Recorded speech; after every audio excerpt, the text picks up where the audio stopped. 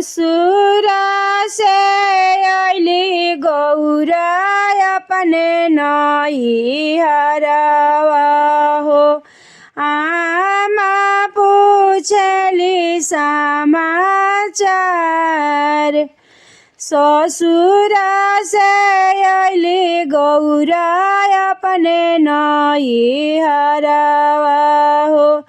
आमा पूछली समाचार। कैसे केरलू गौरा अपने ससुरवा हो। हमारा के तनी बतलाई। कैसे केरलू गौरा अपने ससुरवा हो।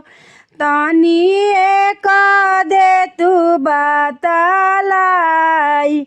काई बतलाई माया अपन कुशलतिया हो। मोरा मुखे कहलो न जाई। काई बताई माया अपन कुशलतिया हो। मोरा मुखे कहलो न जाई। धतूरा कूटतया माया टोयंग दुखेला। भंगिया पिसतया लसाई।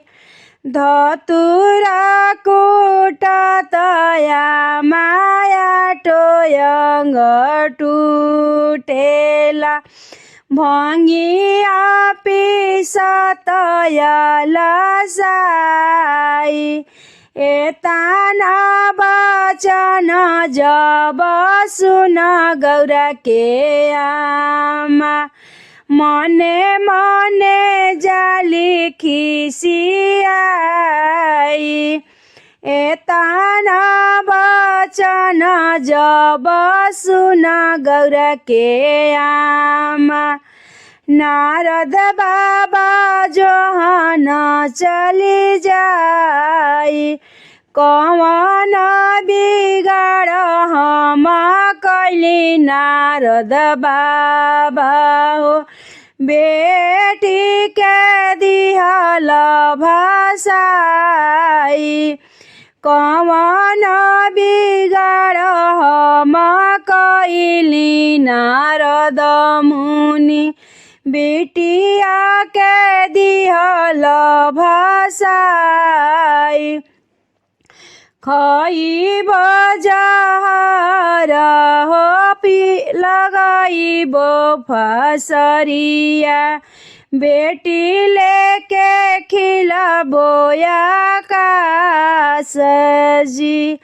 खइब जहर हम लइबो फसरिया। बेटी लेके खिलबो आकाश जी। एतना बचन जब सुनेली गौरा देई। सुनाया मायर हमार। काहे के आमा खइबू जहरवा। काहे के लइबू फसरिया। काहे के आहो आमा लेके खिलबू आकाशवा। इहे हमारा लिखले विधान। हमारा करम लिखले जोगिया के संगवा। विधि के विधान लिखयाई। विधि के विधान माई हे करमवा हो। लिखल बाड़े जोगिया के संग। लिखल बाड़े जोगिया के संग। उन्हीं संगे मरब आमा उन्हीं संगे जियब उन्हीं संगे जिंदगी हमार उन्हीं संगे जिंदगी हमार गौरा जे आवेली अपने नई हरवा हो आमा पूछली समाचार आमा पूछली समाचार।